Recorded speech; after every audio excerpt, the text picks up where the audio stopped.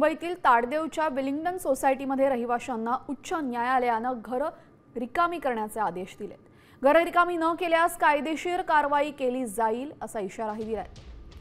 अग्निशामकचं नाहरकत प्रमाणपत्र आणि ओसी नसताना सुद्धा 15 वर्षांहून अधिक वास्तव्यास हे रहिवासी आहेत। त्यामुळे सोसायटीमधील 17 ते 34 मजल्यांवरील रहिवाशांना 2 आठवड्यात घरं रिकामी करण्याचा आदेश मुंबई हायकोर्टानं दिलेला आहे।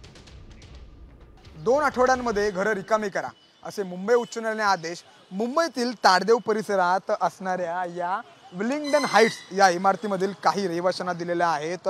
एक धक्कादायक बाब समोर आलेली आहे।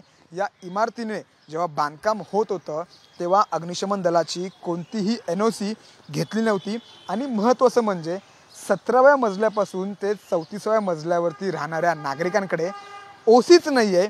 हे जे नागरिक या ठिकाणी राहत आहेत ते स्वतःच्या जोखमीवर त्या ठिकाणी राहत आहेत। त्यांना स्वतःच्या जीवाची पर्वा नाही तर इतरांच्या जीवाची देखील पर्वा नाही अशी देखील तीव्र शब्दात नाराजी हायकोर्टाने व्यक्त केलेली आहे। त्यामुळे 2 आठवड्यांमध्ये लवकरात लवकर घरं रिकामी करा, अन्यथा महापालिकेला देखील कायदेशीर कारवाई करण्याचे आदेश जे आहेत ते हायकोर्टाने दिलेले आहेत। आता पाहणं हे महत्त्वाचं ठरणार आहे की नागरिक 2 आठवड्यात घरं रिकामी करतात की यामध्ये काही दुसरा पर्याय निघतोय हे पाहणं महत्त्वाचं असणार आहे। कॅमेरामॅन प्रवीण सह मी सूरज मसूरकर, साम टीव्ही मुंबई।